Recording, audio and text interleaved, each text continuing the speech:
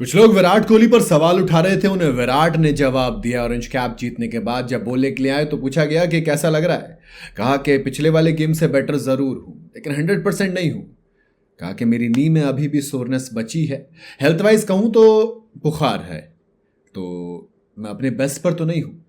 जब मैंने आज स्टार्ट किया तो वो इंटेंसिटी आई, तो मुझे देखकर अच्छा लगा कि हाँ, अपन पूरे नहीं है लेकिन आ रहे हैं। हाँ, एक चीज़ थी जो रह गई, वो ये कि मुझे गेम फिनिश करना था। कई बार आपको कंडीशंस के हिसाब से देखना पड़ता है, कई बार पिच स्लो हो जाती है, उस चीज़ को भी कंसीडर करना पड़ता है। लेकिन मुझे एक ही चीज़ था कि मैं अपने उसी मैनर में चलूँ जिस तरीके से पहले चलता हूँ। बट एट द एंड मेरे हिसाब से मुझे फिनिश करना चाहिए था।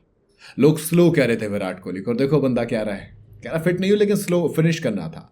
फिर जब पिच की बात आई तो कहा कि नॉर्मल विकेट नहीं था चिन्ना स्वामी का, ये नॉर्मल से स्लो था। इस पे ग्रास थी लेकिन उतनी नहीं थी। हमें लगा कि बहुत ज़्यादा गर्मी रही है तो एकदम ड्राई विकेट मिलेगा, लेकिन ये ड्राई नहीं मिला। ये थोड़ा सा टैकी था, जिसके ऊपर बॉल स्लो आ रही थी, थोड़ी सी फंस रही थी। ये जो अमूमन चिन्नास्वामी वाला होता है जिसमें ताबड़तोड़ रन बरसते हैं, ये वो वाला विकेट नहीं था।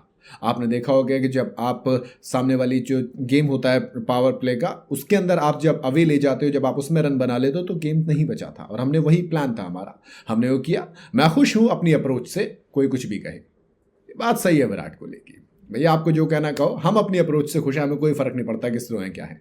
पाटीदार के बारे में जब बात हुई तो देखो सुनो, हमें क्लियर पता है कि पाटीदार किस तरीके से सिचुएशन को एसेस करता है। हमने उसको हमेशा एक ही चीज़ बोली मैंने जाके कि जाओ और देखो कि बॉलर्स का हार्ट रेट कैसा रहेगा, यहाँ पर जो सिचुएशन है वो कैसी, उसको तुम समझो। उसके अलावा सिंपल है, क्लैरिटी है। हमारे मैनेजमेंट ने एक क्लियर सी चीज़ दे रखी है कि आप जाइए, सामने वाले जो बॉलर्स हैं उनको डोमिनेट कीजिए, इंटिमिडेट कीजिए सामने वाले को। बहुत सीधी सी बात है। एंड जब मैं और सॉल्टी होते हैं, यानी कि फिल सॉल्ट, तो हमारा सिंपल है कि आप एक दूसरे को हिसाब से चलेंगे। मैं किस तरीके से खेलूंगा, वो किस तरीके से खेलेगा।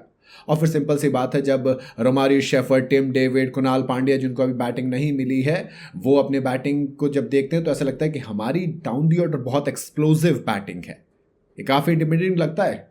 अगर अपोजिशन में रोमारियो शेफर्ड, टिम डेविड जैसे लोग बैठे हों तो सामने वाले की हालत तो आधी वैसी ख़राब रहेगी, क्योंकि ये वो लोग हैं जो 4 ओवर में 50 रन बड़ी आसानी से बना सकते हैं। इनके ऊपर कोई प्रेशर नहीं है इतने रन के लिए। तो ये हमें फ्रीडम देता है कि हम अपने गेम को अपने हिसाब से, या फिर हम सिचुएशन के हिसाब से, कंडीशन के हिसाब से आराम से खेल सके। क्योंकि हर एक गेम 230 240 नहीं जाएगा। हम ये चीज़ समझते हैं कि गेम बहुत तेज़ी से आगे बढ़ रहा है, गेम की डिमांड मॉडर्न डे के हिसाब से अलग हैं, पिचेस अलग हो गई हैं। लेकिन आपको एक सिंपल सी चीज़ है, आपको सिचुएशन पे भी नज़र रखनी होती है।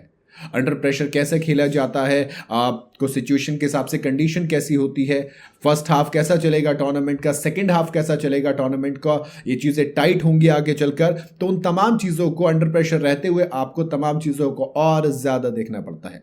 तो जब जब आपकी फ्रीडम जाती है, प्रेशर आता है, तब असली गेम सामने आता है। तब आपको स्मार्ट गेम अप्लाई करना पड़ता है अपना, जो कि मेरे हिसाब से वो टीम को आगे लेके चलता है।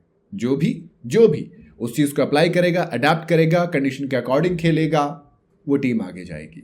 बट सिंपल है, कुछ चीज़ें बदली ज़रूर है। जैसे कि मैंने कहा, मैं अपना बेस्ट का ट्राई पूरा कर रहा हूँ। आई थिंक मैंने अच्छा किया है। अगर अब तक के अडेप्टेशन की बात करें, मैंने अच्छा अडेप्ट किया है। मैंने पहले भी ये चीज़ कही है, मैं अपने बेस्ट पर नहीं हूँ, बट मैं हमेशा अपने बार को पुश करने के लिए देखता हूँ। ये विराट कोहली है, तो अगली बार अगर विराट को स्लो या कुछ भी कहो, थोड़ा सा सब्र कर लेना, ऐसा मेरा मानना। बाकी आप लोग बताइए, आपकी क्या राय है कमेंट के अंदर।